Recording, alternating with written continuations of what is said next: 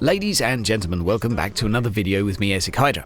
Within this, we're going to be going through some advice for those of you looking to improve at Battlefleet Gothic Armada 2, and this is something I've been hoping to do for a while. It was a video I was going to do on MOBAs way back in the day, but I actually feel is just as relevant now to RTT games or RTS games, and this is how to help stop yourself from repeatedly making the same mistakes within game.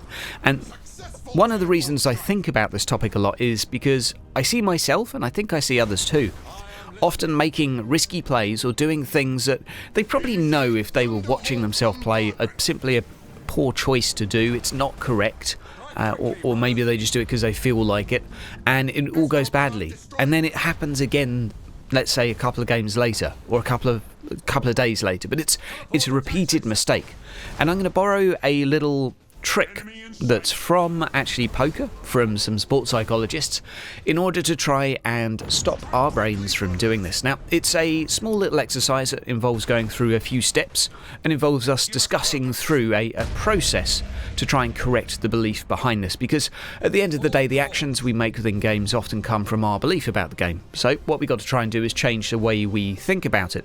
Sounds like a lot of waffle, but honestly I think it may be helpful for some of you out there that struggle with repeated blunders. So step one is the simplest. We're going to outline what the mistake is, and for me, I'm going to take an example of I like to micro warp jump my battleships, my big old cruisers, into fights, and specifically into fights that aren't always favourable. Okay, so that is the defined problem. That is just simply an explanation of what it is. Then what we first need to do is respect why we do that. Now, I know that I do it because A, it's fun, B, on occasion it's actually won me a fight against weaker ships. I've managed to ram the occasional elder battleship and pretty much just clear off 500 points from their sort of tally straight away, and it's got me and sort of netted me a win on several occasions and several games.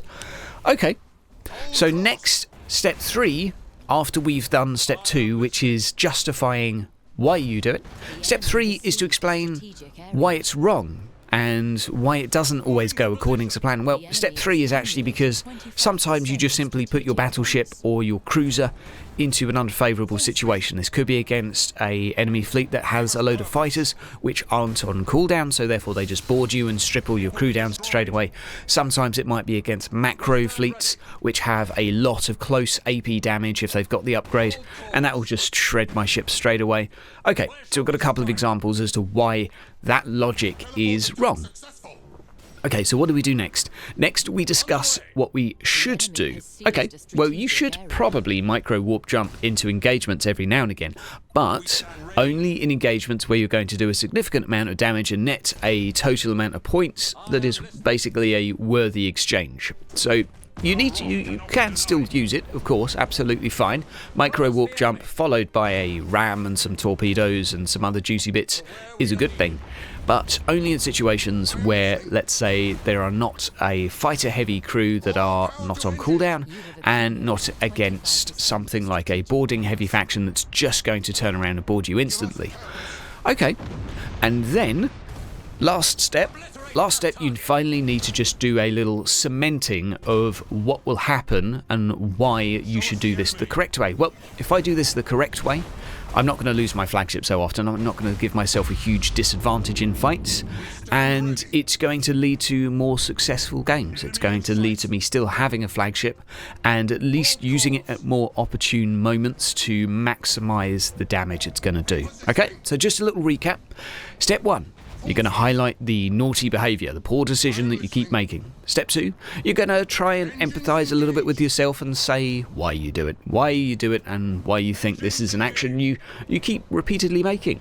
Step 3, you're going to then argue against your previous points and say why you are wrong, what you are doing badly, and why this is bad. The next step, step 4, is what should you do instead. And step 5 is what will happen if you do that. The reason we go through each of these steps, and there's quite a few of them here, is to try and convince yourself, because changing a human belief is not an easy thing, but trying to convince yourself that changing this is the correct thing to do.